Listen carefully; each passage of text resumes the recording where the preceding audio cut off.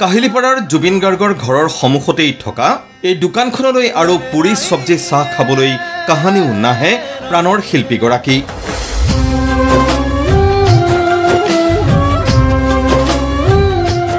জুবিন গাৰ্গে মৰমতেই মতা ডেকা অৰ্থাৎ মনোজ দাসৰ দোকানখন এতিয়া উদং কিম্বা শূন্য হৈ ৰৈছে।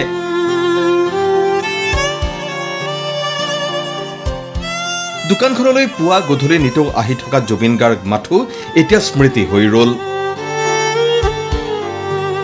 2010-11 চনৰ কথা।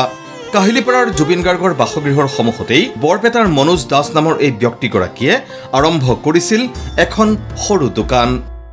মোৰ দোকানখন দিবা 15 বছৰমান হ'ল। সেইকাৰণে ফাৰ্ষ্টতে কৈছে চিকিউৰিটিক বোলে মানুহটো বহুত দুখীয়া মানুহ, গতিকে দোকানখনত দুজনে খালেও পানী পৰে ৰ'দ পৰে, মই কিবা এটা দিম।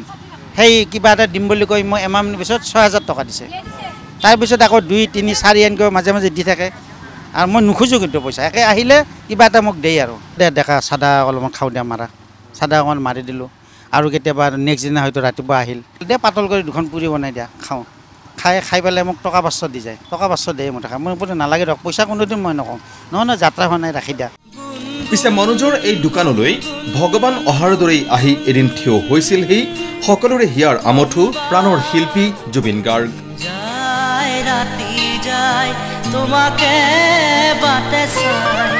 বৰপেটাৰ মনোজে আৰম্ভ কৰা সেই দোকানৰ তেতিয়াৰ অৱস্থা দেখি জুবিন গাৰ্গে পকেটৰ পৰা হঠাৎ উলিয়াই দিছিল কেইবা হাজাৰ টকা।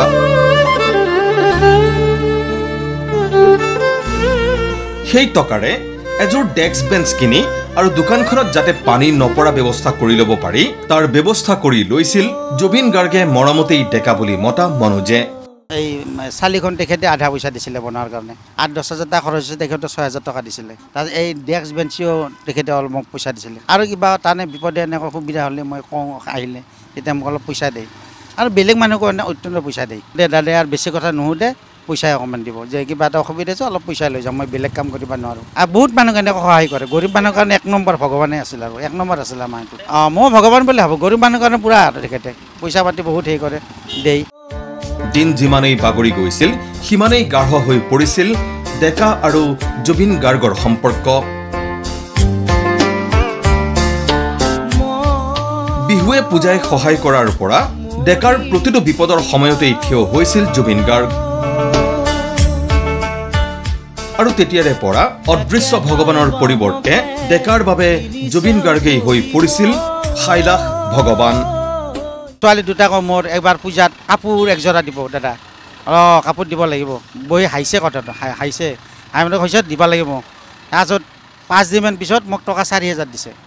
এই তাত বহি আছিল, গাঁৱকো গৈ আছিল মানুহটো, নামি আহিছে, মনত আছে কথাটো মই কৈছোঁ, 4,000 টকা দিছে। কৈছে কি বোলে এই ছোৱালী দুটাক তুমি কাপোৰ দি দিবা। আজি 2-3 বছৰমান আগত ডিউটিত দেৱালীত মোক 2,000 টকা দিছিলে বাহিৰতে, চাদা মাৰি দিলোঁ। এই ডেকা চাদা মাৰা, চাদা মাৰি দিয়াৰ পাছত কুকুৰটো আছিলে এনে লাগি ভাগি আছে, মই এইটো লোৱা, এই ইনজয় কৰা, যোৱা এই লৈ যোৱা, ইনজয় কৰা বাহিৰত, এনেকৈ আৰু তানে বিপদে মোক সহায় কৰিছিল। আৰু ডেকাই সকলো জানিছিল জুবিন গাৰ্গক কেতিয়া কি যোগান ধৰিব লাগে।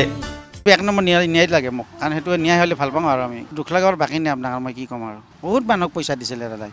এনে আহিলে বেছি কথা নুসুধে, মুঠতে গৰীব শ্ৰেণীৰ মানুহে বেছিভাগ আহে আৰু মেডিকেলবিলাক আহে বেমাৰে আহি পেলাই দাদাক কয়, কোৱাৰ পিছত কাগজ পত্ৰ চাই পইচা দিয়ে, পইচা দিব, নহ'লে ক'ৰবাত দিব লগাটো কৈ দিব, পইচা দিবই মুঠতে অলপ হ'লেও, সুধা হাতে নেখেদয় আৰু দিম বুলি ক'লে মানুহটো দিয়ে, মানে একদম লটাৰী টিকেটৰ দৰে আৰু।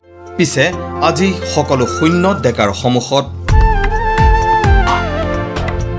চাহ পুৰি চব্জিটো বাদেই চাধা এপালি দে বুলি ক'বলৈও কেতিয়াও নহা বাটেৰে গুচি গ'ল সকলোৰে মৰমৰ শিল্পী হিয়াৰ আমঠু জুবিন গাৰ্গ। পুৰি চব্জি খাই ডেকা চেদা একন দে বুলি ক'বলৈ আৰু নাই আমাৰ মৰমৰ শিল্পী জুবিন দা। ভিডিঅ' জাৰ্নেলিষ্ট বিটু মহন্তৰ সৈতে ধ্ৰুৱ বৰাৰ ৰিপৰ্ট ND24।